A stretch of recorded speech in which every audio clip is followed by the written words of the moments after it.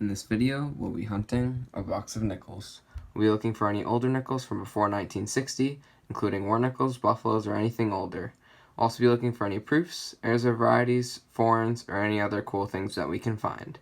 Let's start the hunt, and I'll bring you in when we have our first find. Roll 2 has our first older Jefferson, and it's a 1946 out of Philly. Roll 4, and we have our second find. It's another one from the 40s, and it's a 1949 out of Philly as well.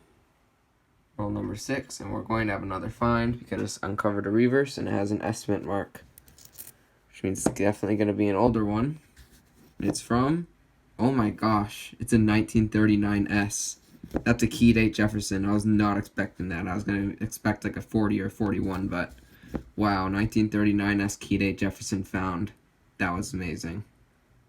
Roll 15, and we have another 40s Jefferson. Haven't gotten any in the 50s yet, but we're doing good at the 40s. This one's a 1947 out of Philly. Roll 17, and we have our first Jefferson from the 50s. And it's a 1954, and it's minted in San Francisco. Just open the next roll, roll 18, and we're going to have the first Canadian nickel of the box. So I see this dotted edge right here. It is, and it's from 1983. Roll 20, and we just got the second nickel from the 50s. And it's another 1954, but this one's from Denver. Roll 21, and we have a foreign that's not going to be a Canadian. It's been a while since I found one of these, but we have a Mexican peso here. This one is from 1994. Just opened roll number 22, and I see an edge that looks pretty good for a war nickel. It's one away from being an ender. Let's see if it is. It is going to be a war nickel, and it has an S mint mark. 1943 S war nickel. I've gotten a war nickel in a couple boxes. Super excited to get one in this box. Roll 26, and we're going to get the third foreign out of the box, and it's our second one from Canada. It doesn't look like it's in too great a shape. It's pretty corroded, and this one's from 1993. Roll number 30, and we have the first 50s. It's not from the year 1954. It's a 1955 out of Denver. Roll 33, and we have another 40s Jefferson. This one is a 1940, and it's out of San Francisco. Just opened roll 34, and we're going to have another Canadian nickel right here. And this one looks like it's from 1982. Roll 35, and we have another 40s Jefferson. This one is a pretty slick 1948 out of Philly. Roll 37, and last time we lab recorded one we got lucky, but we have another reverse with an S mint mark. Hopefully it's a 38 or 39 to be a key date. And it's not. It's just a 41S, but still nicely an S minted older Jefferson. Roll 39, and we have another 50s nickel.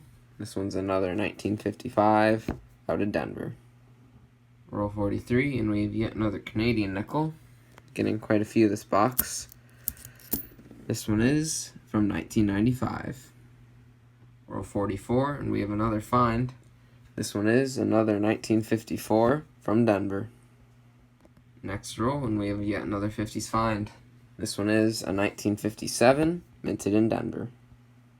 Roll number 50 gave us two last finds, one from the 40s and one from the 50s. 40s is a 1946 out of Philly, and the 50s is another 1954 out of Denver. Now let's go on to the wrap-up. Nickel box has been hunted, so let's go over the finds.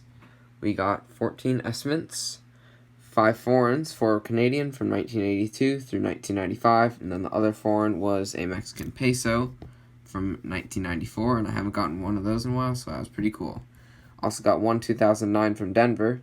Older Jeffersons were pretty light, only got a few from the 50s and average amount from the 40s. Did get one key date. It's one of the key finds in the box. It's 1939 S that I live recorded, luckily. And the war nickel, 1943 out of San Francisco. Overall, with the key date and the war nickel, this was a really good box.